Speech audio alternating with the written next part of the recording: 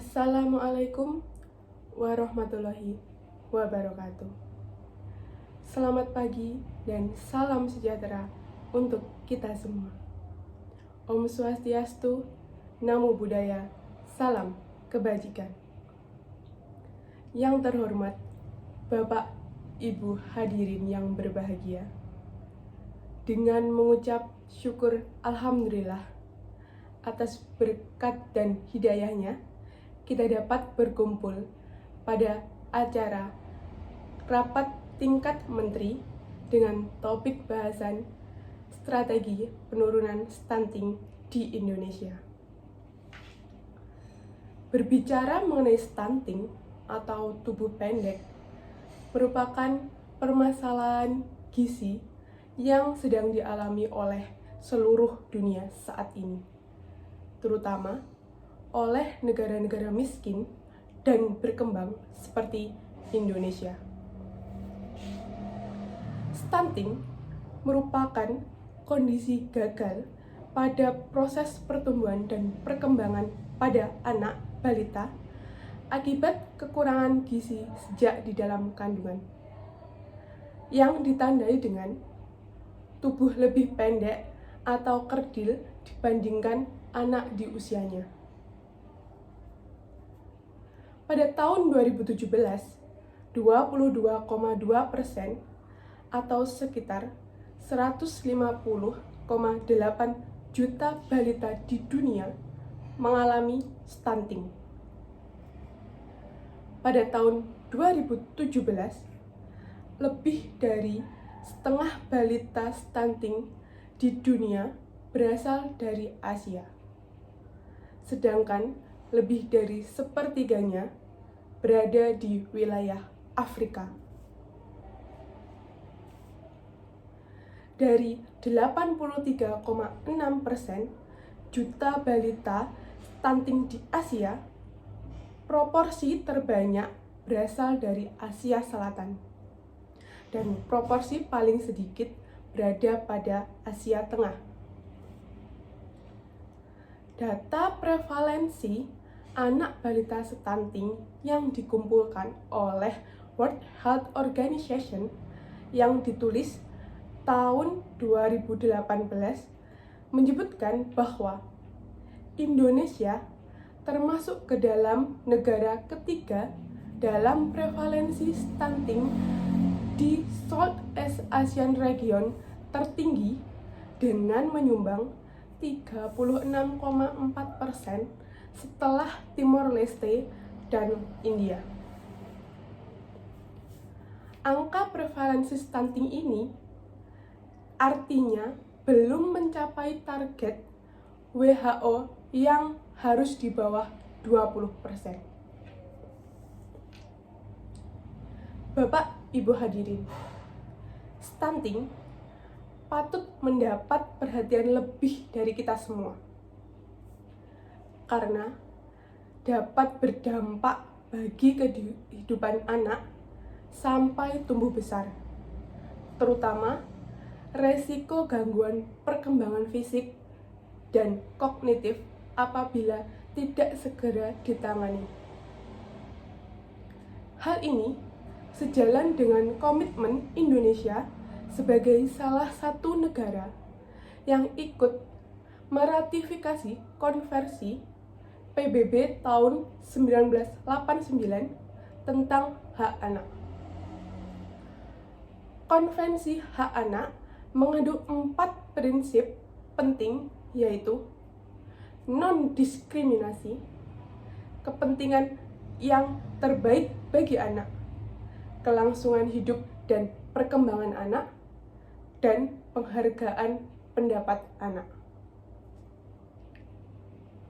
Bisa dikatakan, mengatasi stunting merupakan upaya menjalankan prinsip-prinsip dalam konvensi hak anak PBB tersebut.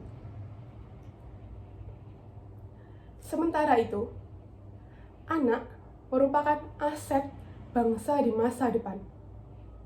Bisa dibayangkan bagaimana kondisi sumber daya manusia Indonesia di masa mendatang jika saat ini banyak anak yang mengalami stunting. Bangsa ini akan tidak mampu bersaing dengan bangsa lain dalam menghadapi tantangan global. Maka, untuk mencegah hal tersebut, permasalahan stunting ini harus segera diberantaskan. Banyak faktor yang menyebabkan tingginya kejadian stunting pada balita.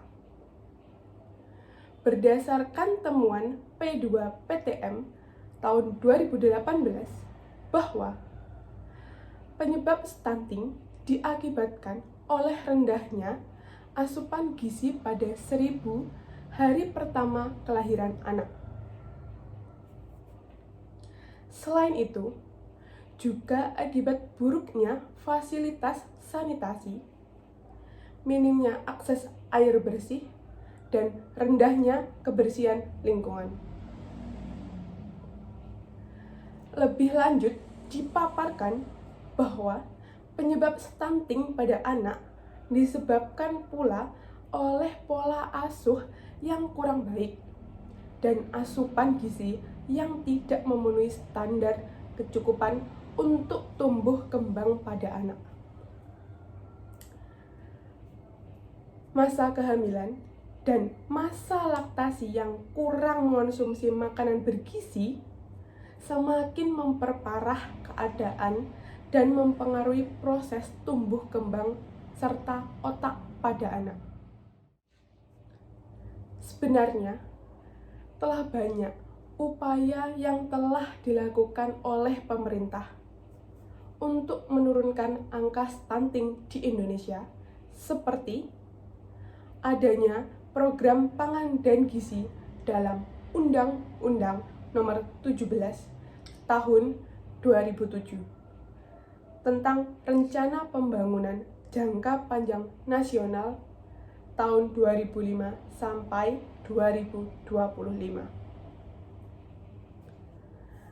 Terjaminnya ketersediaan pangan yang meliputi produksi, pengolahan, distribusi, dan konsumsi pangan dengan kandungan gizi yang cukup diharapkan dapat menurunkan prevalensi kekurangan gizi stunting di wilayah Indonesia. Namun, upaya perbaikan kondisi stunting melalui program intervensi nutrisi yang dilakukan selama ini belum mampu secara optimal menurunkan tingkat stunting di Indonesia. Upaya penurunan stunting juga sudah dilakukan melalui 2 intervensi, yaitu intervensi spesifik yang mengatasi penyebab langsung dan intervensi sensitif untuk mengatasi penyebab tidak langsung. Upaya strategi penurunan stunting di Indonesia ini memerlukan komitmen yang kuat dari kita semua, serta tidak bisa hanya dilakukan oleh satu bidang kementerian saja seperti Kementerian Kesehatan dalam melakukan intervensi spesifik.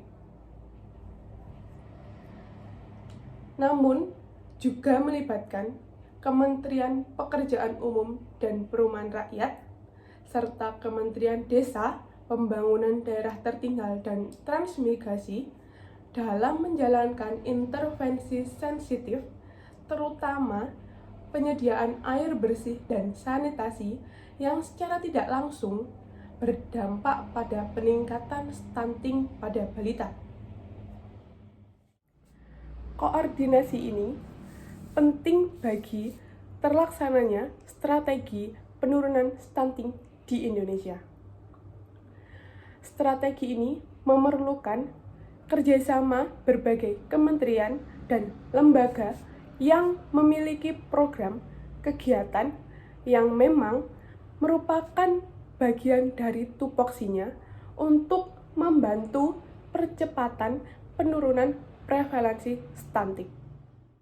Jangan sampai intervensi yang dilakukan menjadi salah sasaran akibat tidak adanya koordinasi atau komunikasi di antara setiap bidang kementerian yang berhubungan dengan permasalahan gizi stunting. Mari kita eratkan koordinasi ini untuk Indonesia sehat, bebas stunting. Sekian yang bisa saya sampaikan terkait strategi penurunan stunting. Kurang lebihnya mohon maaf. Wassalamualaikum warahmatullahi wabarakatuh.